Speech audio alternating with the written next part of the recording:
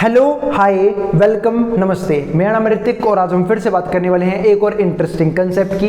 तो ये वीडियो उन बच्चों के लिए मोस्ट इंपोर्टेंट है जिनका बीए प्रोग्राम में सेकंड सेमेस्टर एग्जाम अब होने वाला है। तो करते हैं फिर शुरू एक और इंटरेस्टिंग कंसेप्ट के साथ। चैप्टर नंबर 9 की शुरुआत हो चुकी है लास्ट वीडियो में। और भाई मैं बोल रहा हूँ सीरीज का हर एक टॉपिक आप सीरीज वाइज ही देखना, मतलब हर एक वीडियो को सीरीज वाइज ही देखना ताकि आपको कोई भी कंसेप्ट किसी वीडियो में कोई भी दिक्कत ना रह जाए। तो करते हैं फिर शुरू चैप्टर 9 के ऊपर। एक और इंपॉर्टेंट बात, चैप्टर नंबर 9 की शुरुआत मैंने लास्ट वीडियो में कर दी थी, इस वीडियो में हम उसे खत्म करने के ऊपर बात करेंगे, यानी कि जो भी कंसेप्ट रह गए हैं चैप्टर 9 के उसके ऊपर हम बात करेंगे इस वीडियो के अंदर। तो शुरुआत करते हैं नॉर्मल डिस्ट्रीब्यूशन से, जिसे किसने दिया था? जिसे दिया था डी मोवियर ने। हमारे एक मैथमेटिशियन थे डी मोवियर, उन्होंने दिया था कब? 1733 में। आई बात समझ में? ये कैसा होता है? ये होता है एक बेल शेप कर्व, आपको दिख भी रहे होंगे। और ये कर्व आपने पहली बार नहीं देखे, ये कर्व मैंने एक वीडियो में और समझाई थी जहां पे आपको पढ़ा था सिमेट्रिक डिस्ट्रीब्यूशन क्या होता है। वहां मैंने इन कर्व के ऊपर बात की थी। आई बात समझ में? तो पहले हम तो इसको पढ़ लेते हैं, नॉर्मल डिस्ट्रीब्यूशन होता क्या है। अब कोई भी डिस्ट्रीब्यूशन का फंक्शन तो बनाना पड़ेगा हमें, तो फंक्शन का फॉर्मूला इसमें ये होता है, थोड़ा सा मुश्किल से लग रहा है आपको, पर ये फॉर्मूला है 1 अपॉन में ये हमारा क्या होता है? वेरिएंस अंडर द रूट 2 पाई, ठीक है। और ये हमारे पास क्या है? ये हमारा वेरिएंस नहीं, हमारा क्या होता है? स्टैंडर्ड डेविएशन, ठीक है। e की पावर माइनस का 1/2, ठीक है। x माइनस में u, इसे हम बोलते हैं म्याऊ, म्यू एक सिंबल होता है, ठीक है, इसे म्यू बोलते हैं प्यार से। अब ध्यान से समझना, ये म्यू क्या था? याद है आपको? म्यू से हम दिखाते हैं एक्सपेक्टेड वैल्यू को, यानी कि मीन को। और ये हमारा क्या है? फिर से स्टैंडर्ड डेविएशन, ठीक है। ये हमारा पूरा क्या होगा? फंक्शन का फॉर्मूला, जो आपको याद रखना बहुत जरूरी है। जी क्वेश्चन में आप इसी के हेल्प से सोल्व करोगे। और जहां पे x की वैल्यू क्या होगी? माइनस इन्फिनिटी से लेके इन्फिनिटी के बीच में जो हमारा पाई होता है उसकी सब जानते हैं क्या होती है? 3.14 या फिर 22/7। ये हम पाई की वैल्यू की जगह लेके चलते हैं। ई हमारा क्या था? काफी बार बता चुका हूं, ई हमारा होता है मैथमेटिकल कांस्टेंट जिसकी अप्रोक्सीमेट वैल्यू होती है 2.718। चलते फिर आगे। अब प्रॉपर्टीज क्या है इनकी? अब प्रॉपर्टीज को समझते हैं। प्रॉपर्टीज मेन इंपॉर्टेंट है। एक तो पहली बात है क्या बनाएगा? It is symmetric through the mean. ये हमारा क्या होता है? सिमेट्रिक होता है। आई बात समझ में? दूसरा, because of symmetric at the points of inflection, ठीक है। ये हमारा क्या होगा? प्लस माइनस स्टैंडर्ड डेविएशन क्या होता है? डिस्टेंस होता है। The normal curve has a bell shape, और जो नॉर्मल कर्व होता है इसका वो कैसा होता है? बेल शेप का होता है। बेल शेप देखो, ये शेप दिख रही है आपको, ये बेल शेप ही होती है। अपने मंदिरों में घंटियां देखी होंगी, ये किस शेप का है? बेल शेप का। ये भी बेल शेप का ही है। आई बात समझ में? अब चलते हैं आगे। अब आप लोगों को याद है मैंने बताया था सिमेट्रिक डिस्ट्रीब्यूशन में बेल शेप बनता ही इसलिए है क्योंकि मीन बराबर होता है मीडियन के, और मीडियन बराबर होता है मोड के। आई बात समझ में? अब इस आगे देखते हैं। The area between two points A and B is represented by shaded region। मतलब जो भी ये एरिया है ना, ये वाला, ये एरिया है A और B के बीच का, ये जो शेडेड रीजन में मैंने दिखाया हुआ है ये। और ये हमारी एक लाइन है जहाँ पे हमारा क्या है? मीन बराबर होता है मीडियन के, और मीडियन बराबर होगा किसके? मोड के। आई बात समझ में? अब इसे हम देखते हैं एक और बेल शेप। अगर आप देखा हमने, अब देखो ये हमारा क्या है? अगर मैं इसकी बात करूं तो ये हमारा बनता है, ठीक है, यहाँ पे। तो ये तो हमारा मीन मोड मीडियन है, ठीक है। अगर आपको निकालना है area between you minus you बोल रहा हूँ म्याऊ माइनस में स्टैंडर्ड डेविएशन, 2 में म्याऊ प्लस में स्टैंडर्ड डेविएशन, वो कितना होगा? 68.27। मतलब यहाँ से लेके यहाँ तक का डिफरेंस, इसको हम बोलते हैं क्या? म्याऊ माइनस में स्टैंडर्ड डेविएशन। अब ये म्याऊ क्या है? म्यू एक नाम होता है, ग्रीक का सिंबल। ऐसे आपने बच्चों ने पढ़ा होगा ना, अल्फा, बीटा, गामा, ऐसे हमारा क्या होता है? जो म्यू है वो भी एक सिंबल होता है, ठीक है। मैं म्याऊ बोल रहा हूँ, मैं ऐसे यूज कर देता हूँ इसको, ठीक है। इसे म्यू बोलते हैं, पर ध्यान रखना इस बात का, ठीक है। तो म्यू माइनस में स्टैंडर्ड डेविएशन, 2 में यू प्लस में स्टैंडर्ड डेविएशन, इसका जो एरिया है वो कितना है? 68.27%। तो देखो ये एरिया आ गया 68.27। फिर यहाँ इसको हम बोलते हैं, ठीक है, क्या? म्यू माइनस में 2 लैम्डा, और इसको हम बोलेंगे म्यू प्लस में 2 लैम्डा। और जो इनके बीच का जो एरिया है वो कितना हो जाएगा हमारा? 95.44%। ऐसे ही अगर मैं इसकी बात करूं, इसको हम बोलते हैं म्यू माइनस में 3 लैम्डा, ठीक है। और उसको हम बोलते हैं, इसको हम बोलते हैं म्यू प्लस में 3, मतलब यहां से लेके यहां तक का एरिया वो कितना हो जाएगा? 99.73%, ठीक है। तो ये हो गया हमारे पास एक और इंपॉर्टेंट टॉपिक जो मैं इसके बारे में पढ़ना था। इस पूरे चैप्टर में से थ्योरेटिकल पार्ट है, प्रैक्टिकल पार्ट आएगा नेक्स्ट चैप्टर से, यानी कि 10th से। और ध्यान रख लेना 10th चैप्टर से इंटीग्रेशन और डबल इंटीग्रेशन हो जाएगा। अब ये वीडियो मैं आज के लिए आखिरी वीडियो बना रहा हूँ, लेकिन कल से मेरे हिसाब से हर एक घंटे में आपकी एक वीडियो अपलोड होगी। जहाँ पे हम मोस्ट इंपॉर्टेंट क्वेश्चन को डिस्कस करेंगे, न्यूमेरिकल्स को, और जो बाकी चैप्टर रह गया उसके ऊपर ही बात करेंगे। आई बात समझ में? कल भी मेरी छुट्टी है, सैटरडे है, तो कल आराम से लगातार वीडियोस आएंगी। तो भाई ध्यान से पढ़ते रहना, लेकिन और प्रैक्टिस जरूर कर लेना, और एक बार भाई बुक जरूर खोल के पढ़ लेना अपनी, जो आपको सोल की तरफ से मिली हो। आई बात समझ में? ताकि आपके एग्जाम में कोई भी दिक्कत ना रह जाए, आपका एग्जाम अच्छे से हो जाए। और दूसरी बात, अगर आपका एग्जाम हो जाए तो भाई बता देना एग्जाम कैसा हुआ है, ठीक है। और अगर मुझसे पर्सनली कॉन्टैक्ट करना है तो भाई कोई दिक्कत नहीं है, इंस्टाग्राम का लिंक डला हुआ है चैनल के डिस्क्रिप्शन पे, आप वहां से मुझे फॉलो कर सकते हैं। आई बात समझ में? और दूसरा, आपको इस वीडियो के अलावा, मतलब जब ये सीरीज पूरी हो जाएगी, इसके अलावा जब आने वाले एग्जाम्स होंगे उसमें आपको किस टॉपिक पर वीडियो चाहिए उसके लिए आप कमेंट करते रहना। अगर जो सा टॉपिक मुझे सबसे ज़्यादा कमेंट में आएगा मैं उसके ऊपर वीडियो बनाने की पूरी कोशिश करूंगा। आई बात समझ में? तो ये हो गया हमारे पास अब तक का, लेकिन अभी जाना कहीं नहीं, अभी हम बात करेंगे एक और इंपॉर्टेंट टॉपिक की। तो पहले जिसको जो उतारना है यहाँ से वो उतार सकता है, फिर मैं बात करूंगा एक और इंटरेस्टिंग टॉपिक की। चलो फिर अब हम देखते हैं फटाफट बाकी का कंसेप्ट। तीसरे डिस्ट्रीब्यूशन पे हम पहुंच चुके हैं। तीसरे में क्या है? Standard normal distribution. अभी क्या होता है समझाता हूं आपको। स्टैंडर्ड नॉर्मल डिस्ट्रीब्यूशन क्या होता है? जहां पे हमारा ये जो जेड है वो बराबर होता है x माइनस में किसके? म्यू अपॉन में क्या होता है हमारा? Standard deviation. वी, ये हमारा क्या होता है? स्टैंडर्ड नॉर्मल डिस्ट्रीब्यूशन का क्या होता है? ये हमारा फंक्शन।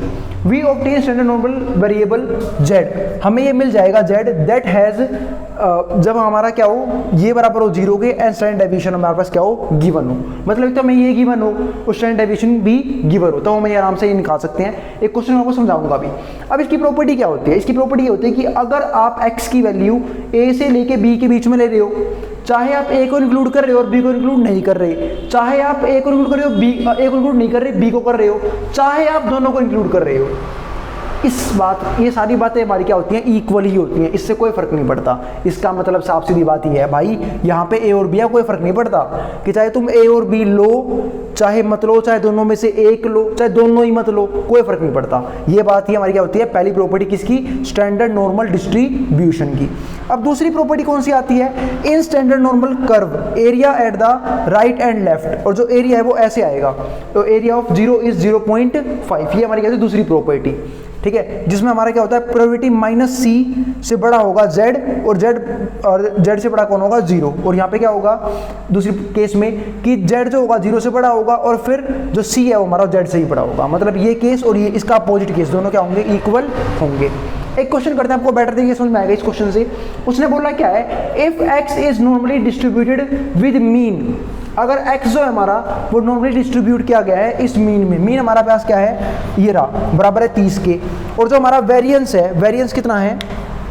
ठीक है, जो हमारा वेरिएंस है हमारा ये पास, वेरिएंस नहीं है ये, हाँ ये वेरिएंस हमारे पास 16 है। फाइंड द, हमें ये निकालना है। एक तो पहले केस में प्रोबेबिलिटी जब x 15 से ज़्यादा हो, अब x 15 से फालतू हो तो x को बिल्कुल 15 के बराबर ही लेंगे। तो देखो हम फॉर्मूला कौन सा लगाएंगे? z बराबर है, ठीक है, x, आज मार करो क्या हो गया, x माइनस में u, और यहाँ पे क्या है हमारे पास? Standard deviation. अब x कितना है? 15 ही ले लो, माइनस में हमारे पास म्याऊ, यानी कि म्यू कितना हमारे पास? म्यू गिवन है क्या? बिल्कुल 30 गिवन है। और अपॉन में क्या आएगा हमारे पास? हमें चाहिए स्टैंडर्ड डेविएशन। हमारे पास वेरिएंस है, क्या मैं यहाँ से स्टैंडर्ड डेविएशन नहीं निकाल सकता? आराम से निकाल दूंगा। स्केयर वहाँ जाए क्या हो जाएगा? अंडर दी रूट, और रूट 16 के लिए कितनी होती है? 4। चलो ये भी ठीक हो गया, मार्कर भी। तो यहाँ पे कितना आ जाएगा? 4। तो 15 बटे में 30, 15 माइनस 30 अपॉन में 4। अब 15 में 30 गए तो कितना बच गया? माइनस का 15/4, ये आंसर आ गया। बस पॉइंटों में सोल्व करना है, पॉइंटों में सोल्व कर लो। तो 12 आएगा तुम्हारा 3 पे, क्योंकि 15 तो होता नहीं 5 के पाड़े में, 12 आएगा 3 पे, 3 बच गया रिमाइंडर। 0 लोगे तो पॉइंट लगाना पड़ेगा, 30 नहीं आएगा, 28 आएगा 7 पे, 2 लोगे 0 लगाओगे फिर पॉइंट है ही, तो कितना आ जाएगा? -3.75। उम्मीद है आपको डिवाइड करना भी आता ही होगा। सेकंड पार्ट देखते हैं। अब जो हमारा उसने बोला प्रोबेबिलिटी डिस्ट्रीब्यूशन वो 10 से लेके 25 के बीच में है, यानी कि 10 से लेके 25 के बीच में है, तो वो 10 पे निकाल दो। तो 10 पे x की जगह कितना आ जाएगा? 10। सेकंड पार्ट कर रहा हूँ, 10 माइनस में म्यू की वैल्यू कितनी है? 30, और अपॉन में क्या है हमारे पास? स्टैंडर्ड डेविएशन, वो निकाल चुका हूँ 4, ये आ गया। और ये होगा, इसके बीच में क्या रहेगा? x माइनस में म्यू अपॉन में वेरिएंस, और इस तरफ क्या होगा? अब 25 तक देखते हैं। x तो हमारा यही रहेगा ना, देखो भाई ये फॉर्मूला, ठीक है। अब 25 का हमारा क्या फॉर्मूला होगा? 25 के लिए। अब देखो x के रिलेशन में 25 दी है, x के लिए क्या देगा हमारा? 25, इस तरफ 25 माइनस में, ठीक है, और म्यू कितना है? 30, और अपॉन में कितना आ गया हमारे पास? वेरिएंस बोल रहा हूँ, स्टैंडर्ड डेविएशन कितना है 4। सोल्व करोगे 10 में से 30 गए -20, -20 बटे में 4 कितना आ गया 5। अब यहाँ पे क्या है हमारे पास, जो है वो रहने दो यूं का यूं फॉर्मूला, और ये 25 में 30 गए, कितना बच गया -5 बटे में 4, यानी कि माइनस का 1.25। ये आ गया हमारा इसका आंसर। थर्ड पार्ट ऐसे ही आप x की जगह पे 12 रख देना, ऐसे ही यहाँ पे रख दोगे 36, आपका इसका भी आंसर आ जाएगा। तो ये था हमारे पास एक और डिस्ट्रीब्यूशन, का नाम क्या है, स्टैंडर्ड नॉर्मल डिस्ट्रीब्यूशन। ये थोड़ा सा थ्योरेटिकल पार्ट चल रहा है, न्यूमेरिकल कम है, लेकिन अगले चैप्टर से हमारा इंटीग्रेशन शुरू हो जाएगा, जिसकी वीडियो मैं कल से डालना शुरू कर दूंगा। सिर्फ न्यूमेरिकल के कल से क्वेश्चन नहीं होंगे, न्यूमेरिकल के सिर्फ यहाँ पे इंटीग्रेशन भी आएगा और डबल इंटीग्रेशन भी आएगा। कैसे करते हैं कल से समझाऊंगा मैं इस बात को। अब यहाँ पे देखते हैं लास्ट टॉपिक लेते हैं इसका, जो कि ऑलरेडी हो चुका है हमारा।